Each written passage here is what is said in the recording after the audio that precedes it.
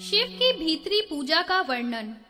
शैल आदि कहने लगे, अग्नि रूप, सूर्य रूप, अमृत और बिंब तथा त्रिगुणात्मक प्रभु का रूप हृदय में धारण कर उसके ऊपर निष्कलंक सर्व स्वरूप अर्धनारीश्वर शिव का ध्यान पूजन करना चाहिए।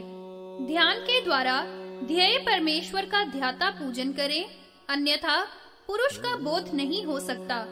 पुर अर्थात देह में शयन करने के कारण उस ब्रह्म को पुरुष कहा गया है और पूजन करने योग्य का यज्ञ द्वारा पूजन करने वाला यजमान कहा जाता है। ध्येय महेश्वर है, चिंतन ध्यान है, निवृत्ति ही फल है। यथार्थ रूप से प्रधान पुरुष ईशान की प्राप्ति होती है। 26 प्रकार का ध्येय और 25 प्रकार का ध्याता, 14 प्रकार के अव्यक्त और 7 प्रकार के महतादि कहे हैं। महतत्व, अहंकार, 5 तन्मात्रा, 5 कर्मेंद्री, 5 ज्ञानेंद्री, मन, पंचभूत तथा 26वां शिव है। यही ध्येय है, यही ब्रह्मा का भी कर्ता तथा भरता है। हिरण्य गर्भ को रुद्र ने ही जाना है। महेश्वर ही विश्वात्मा विश्व रूप है। जैसे माता पिता के बिना पुत्र नहीं होते, वैसे ही महेश्वर के बिना तीनों जगत होते नहीं।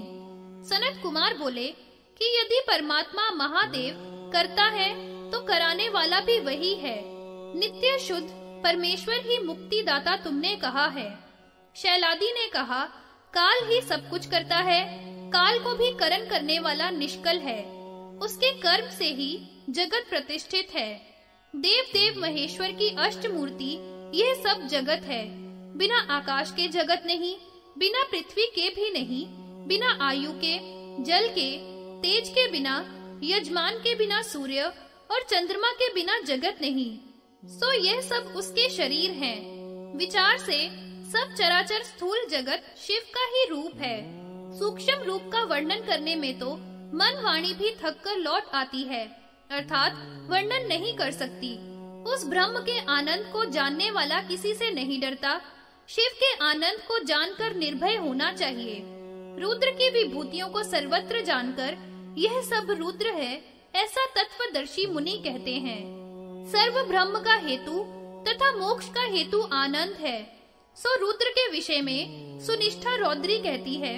इसी प्रकार इंद्र में ऐन्द्री, सोम में सौम्या, नारायण में नारायणी तथा सूर्य और अग्नि में जाननी चाहिए। हे विप्रो, यह चराचर ब्रह्ममय है।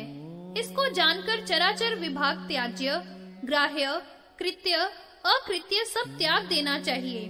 जिसकी ऐसी स्थिति होती है उसी तृप्तात्मा की ब्राह्मी स्थिति है, अन्यथा नहीं। सो इस प्रकार अभ्यंतर अर्चन मैंने तुमसे कहा। अभ्यंतर अर्चक नमस्कार आदि से सदा पूजनीय है, चाहे वे विरूप विकृत कैसे भी हो, निंदनीय नहीं। वे ब्रह्मवादी हैं। विशेषज्ञों को भी अभ्यंतर पूजा की परीक्षा नहीं करनी चाहिए। निंदा करने वाले दुखी होते हैं। जैसे दारुवन में रुद्र की निंदा करने वाले मुनि दुखी हुए थे, तिससे ब्रह्म ज्ञानी को सदा नमस्कार करना चाहिए।